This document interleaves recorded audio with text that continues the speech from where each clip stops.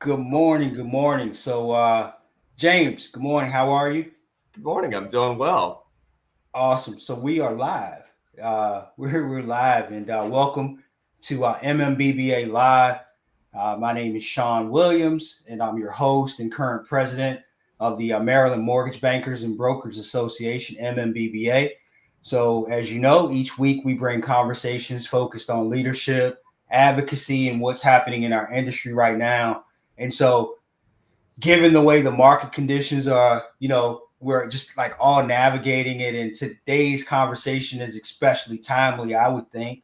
And so this morning, I'm joined by James Baublitz, and he's the head of capital markets at First Home Mortgage. And James, I could read your bio, uh, but I think as we get into some of these other questions and conversations, you probably would do a much better job at introducing yourself than I.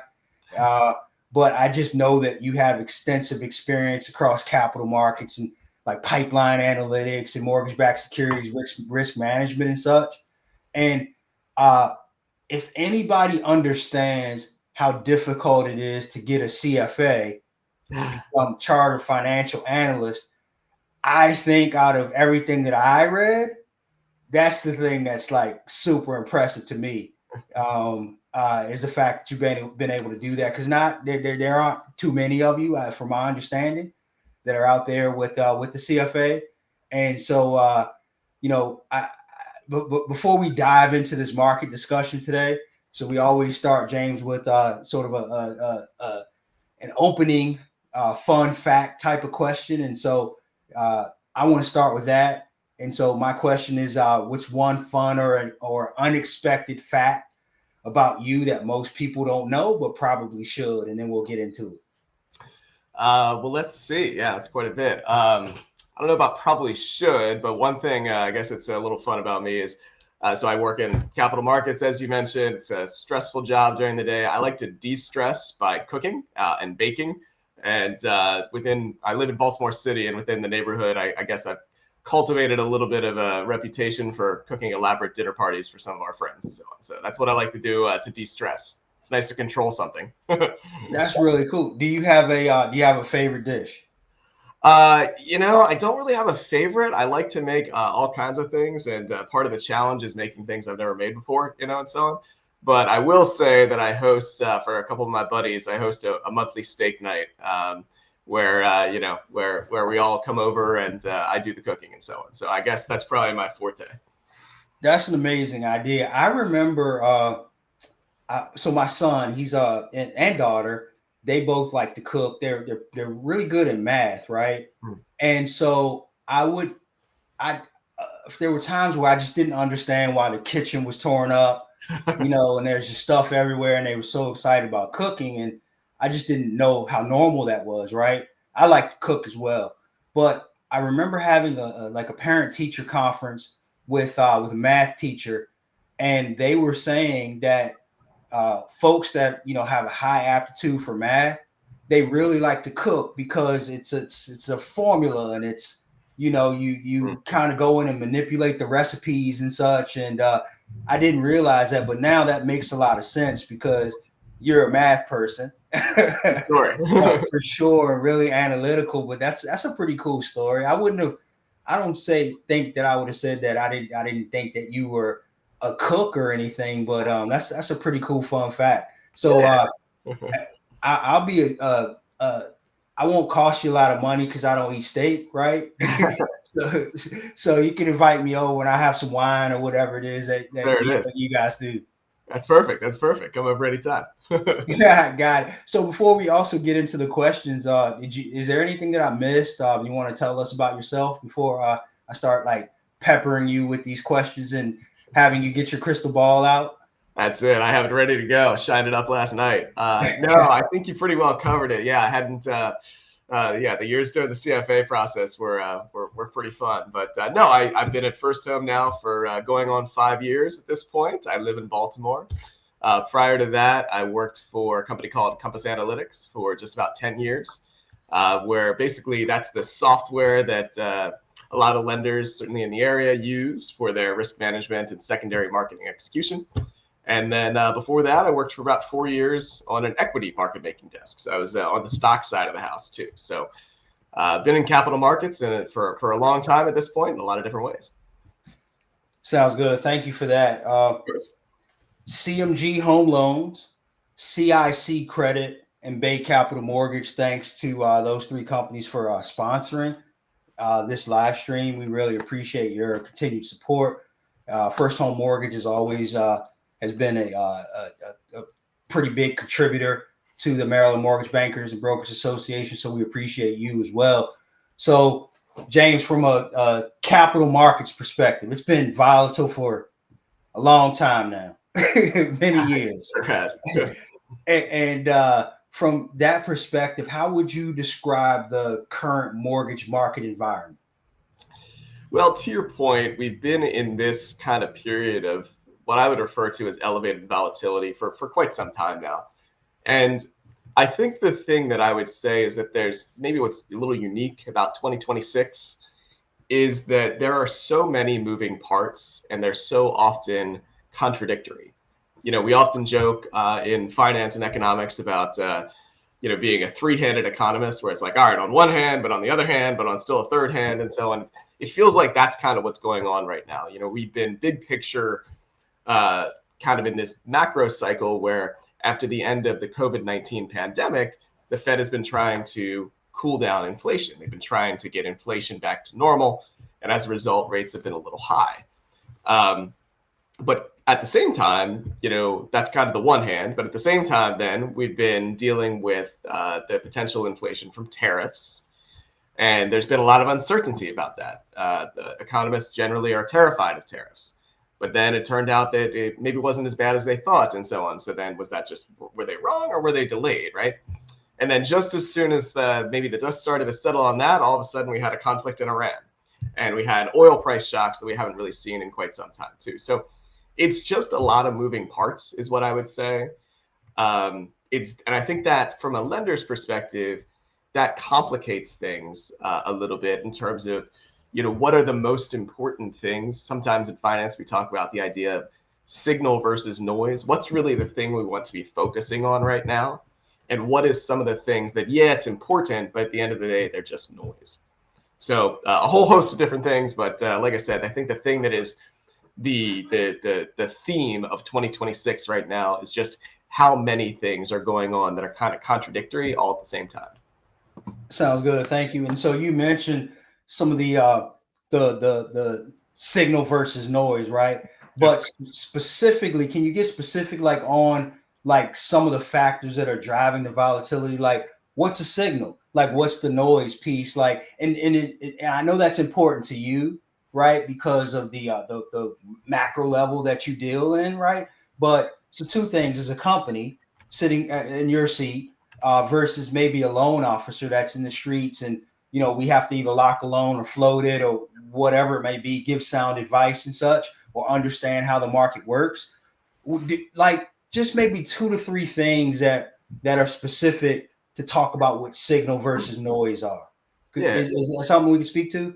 Yeah, absolutely. I mean, I think when we talk about something like that, really the spirit of this is focus on the long term and the fundamentals and focus on, really the things that are driving the rate environment. From an investor's point of view, the thing that they look at when and now to be clear, I'm talking about a bond investor here, the things that really influence overall interest rates are the long-term view of inflation. And big picture, that's the biggest thing that matters, in my view, at this point. The labor market, the inflation picture, and so on, those are the really big things that matter. And if you look, we're recording this today on April 30th. If you look at what the market's done in the last month or so, we've kind of drifted higher because of the inflation outlook. So right now, one of the biggest things that we need to get under control is what that inflation outlook looks like. The challenge, of course, is that we're in this conflict with Iran and we're in kind of a headline-driven moment right now where we're seeing updates, kind of in live stream through the president's Truth Social or whatever it happens to be. And that's really driving the market movement and so on. So I think that in some respects is the noise, right? Because that's the thing that we're focusing on for the given trading day. But at the same time, if we get to the place we need to be, that ultimately becomes the signal. So it's a little bit different. And I think, to your question of lock versus float and so on, anyone that knows me here at First Home, anytime they ask me lock or float, I'm a horribly risk averse person. So I always tell them absolutely lock today. Don't worry about it. But I think what I would say in this particular context is, notwithstanding what I just said, there's so many moving parts right now. And frankly, we just don't know what's going on in terms of everything. It's difficult for that. So when I think what I would say to a borrower in that context is, look, understand that all of these things are happening all at once. And at any point in time, we can have a headline drop from the sky. Again, certainly more than other times, and so on. Are you going to feel great if you float and then all of a sudden rates go up? Or are you going to feel great if you float and rates go down a little bit? I mean, congratulations, rates might go down, but at the end of the day, you'll certainly feel worse if rates go up. One of the things I often talk about is just the spirit of what's called behavioral finance, that the punchline being we feel about 3 times worse when we lose than we do when we gain.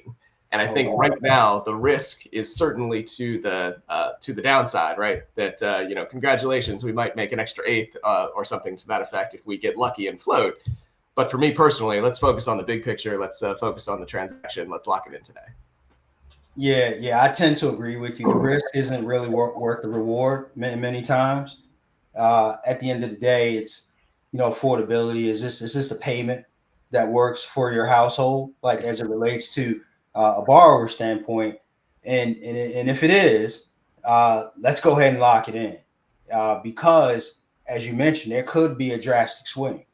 And it's been my experience that it'll take 5 years to get to a certain point and 5 days to lose it all. Yeah.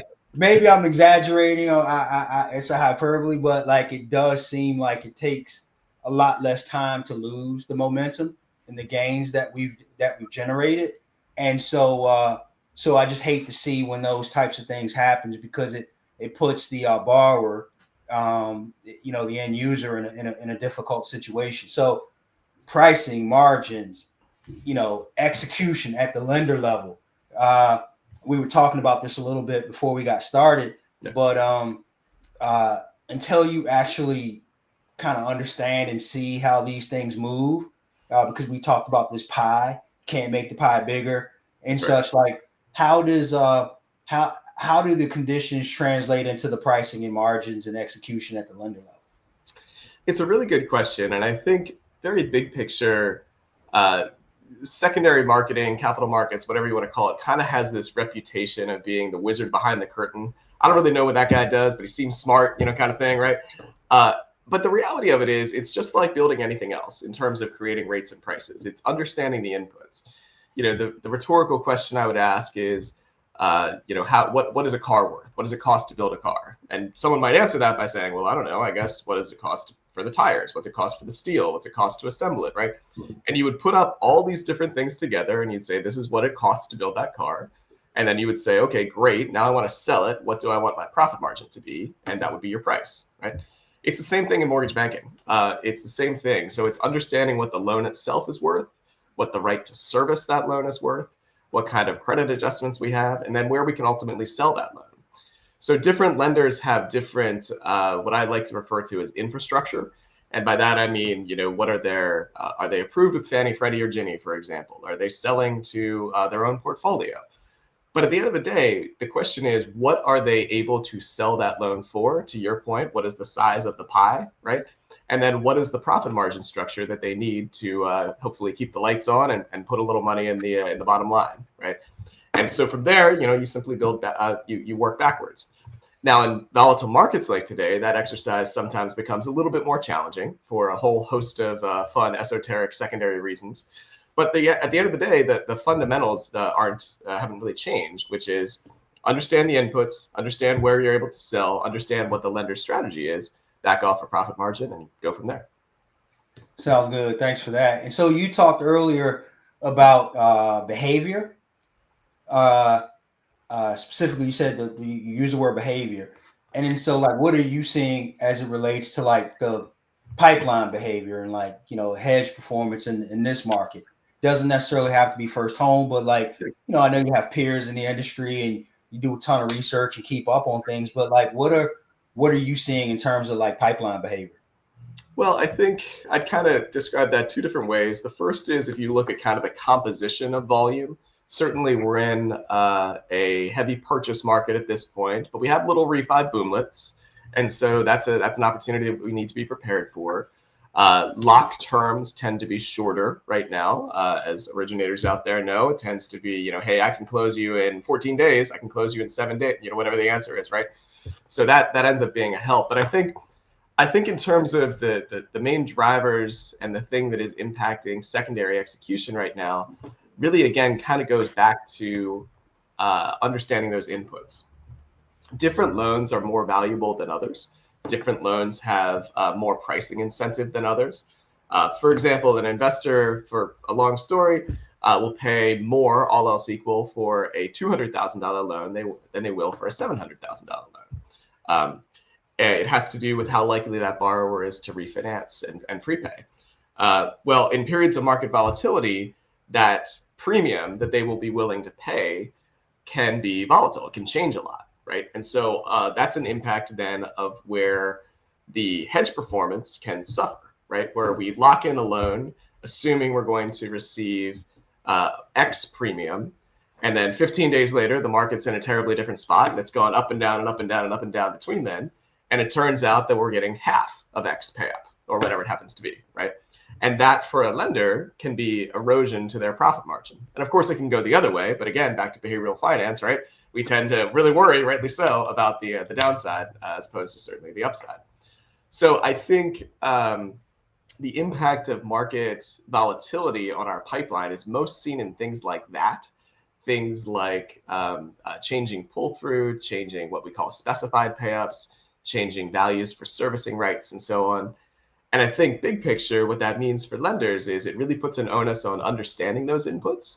And it also puts an onus on communication, right? Because certainly what the last thing in the world we want to do, you're going to have a good month, you're going to have a tough month, whatever it happens to be, right?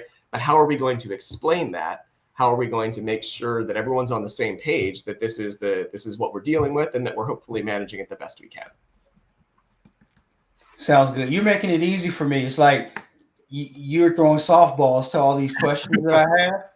And so I was going to ask you the next question, like common mistakes that lenders make or fundamentals that you may stick with, right? And I wrote down communication, thinking that may be one of the common mistakes is the communication piece. But do you have some principles and such that you believe in, or things that you've seen that lenders have done, like that may be quote unquote mistakes that we should try to mitigate for risk management? Like, could you speak to that? Yeah, absolutely. So I think the first, and I'll just double down on communication because to your point, that is something of a softball I'm lobbing up there. The first is understanding that we've been here before, we'll be here again. This time is different, but it's not that different, right, in terms of other periods of high market volatility. And the things that influence, what we're all working toward, which is the bottom line, the things that influence our monthly profitability, our daily profitability, our annual profitability, haven't changed. They might become more complex, they might become more nuanced, but they really haven't changed. So I think one of the bigger mistakes that I see, and I'm going back to more of my past life here as a hedge advisor, but one of the biggest mistakes that I tend to see is not explaining and communicating those within the entire organization. And I really do mean the entire organization. It starts with the front line. It starts with production. It starts with understanding what kind of market we're in and the realities of that. But at the end of the day, it's explaining and taking the time to communicate, okay, these are the things that can happen in periods of high market volatility. These are the things that are the price drivers. And here's hopefully what we're doing to mitigate that. But at the same time, you have to understand there's some things that are within our control and some things that are without. And so on. So I think number one is communication and the lack thereof. I've seen lenders before kind of get to the end of the month and huddle up in the proverbial war room trying to figure out what went wrong. But instead, much better to do things on a daily basis to set expectations and to be doing kind of that as well.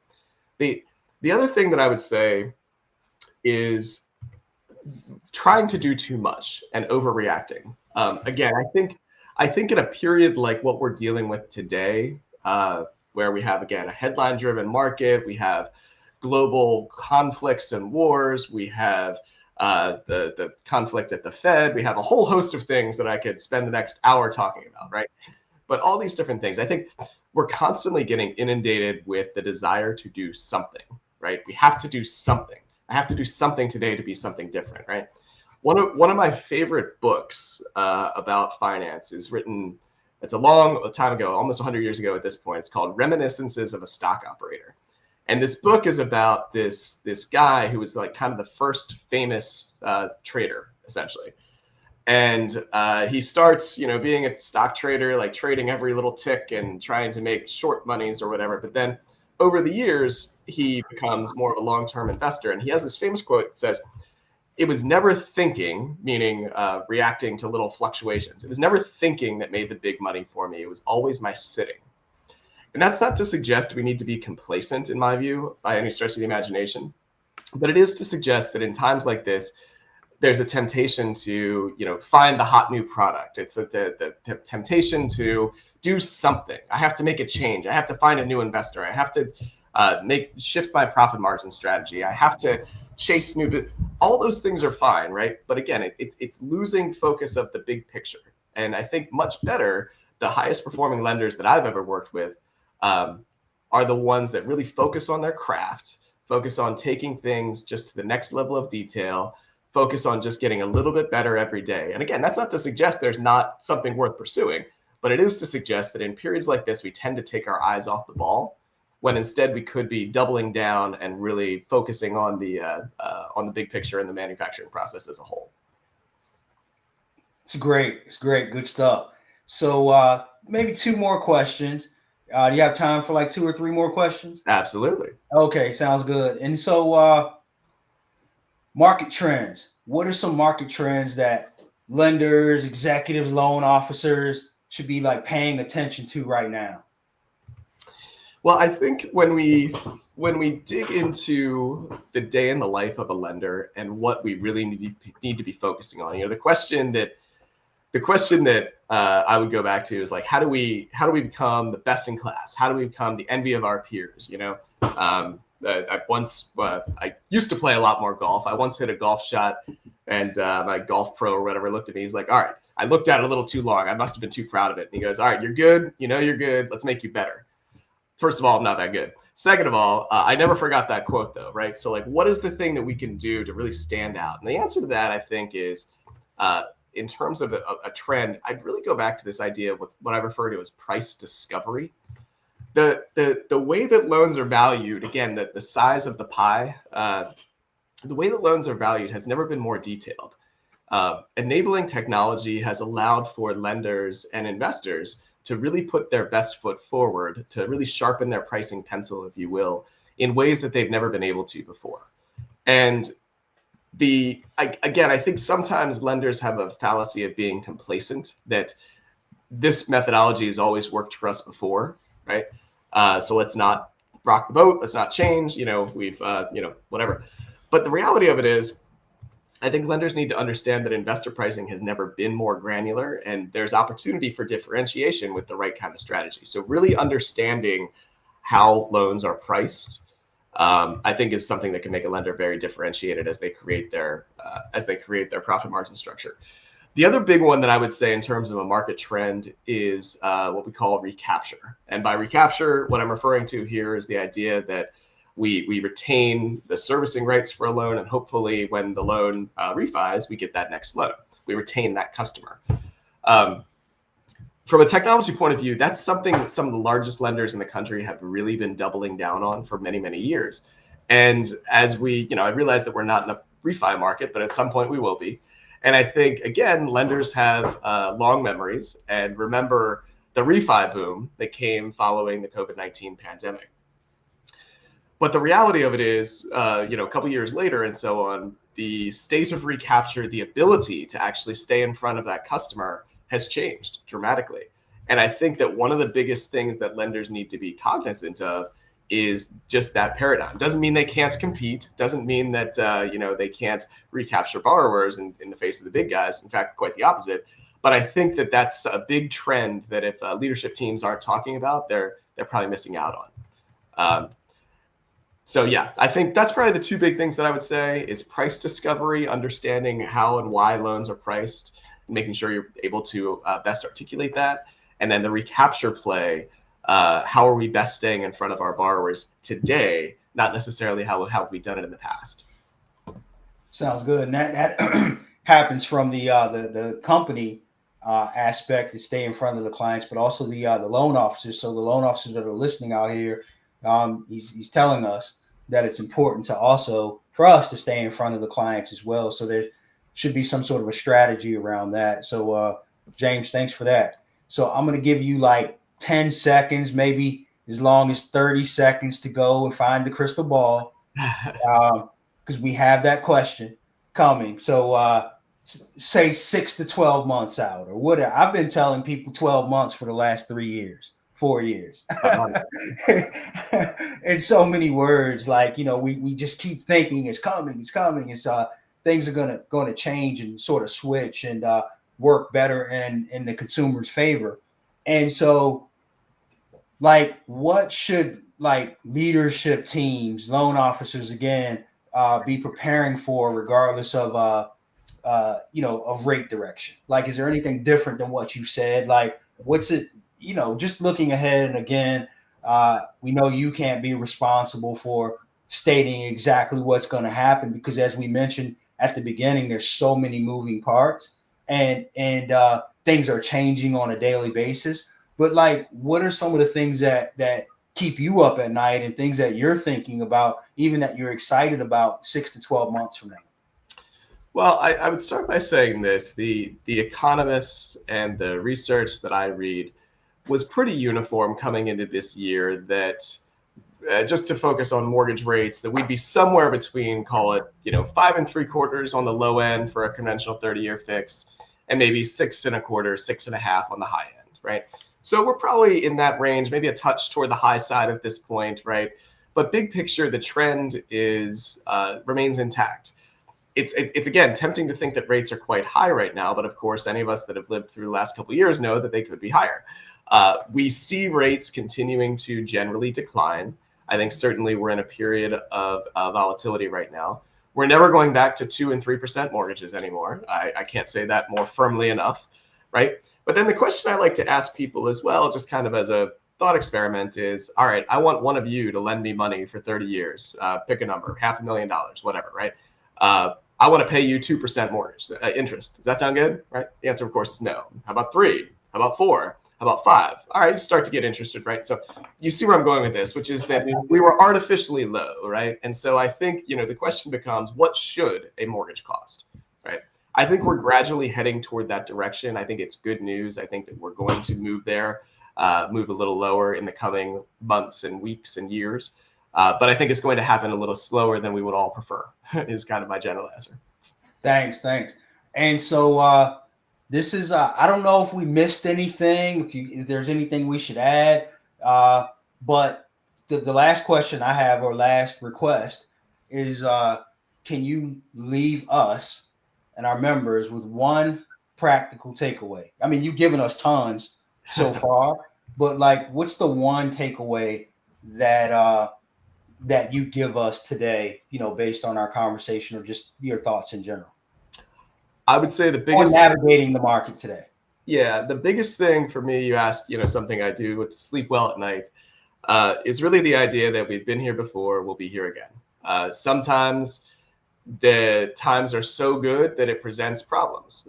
For example, when the pandemic subsided, but rates were still ultra low, lenders were doing so much business that they all of a sudden were running into margin call requirements, and the companies were almost going under because they didn't have enough cash to close all the loans that they were doing, right?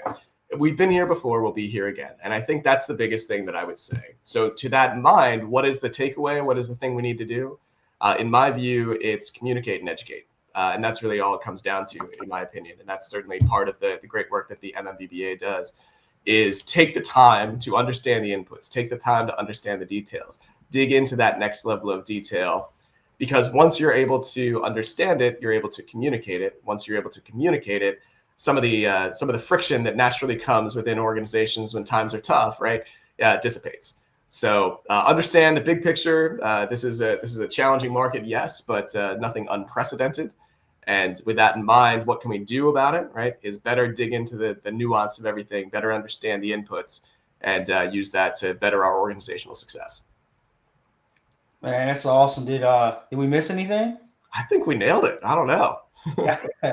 So I'm gonna close then. I'll close. I really appreciate you, James. We appreciate you for joining us today and breaking down the complex market, because I mean, you make it sound so simple, and that's why you're there.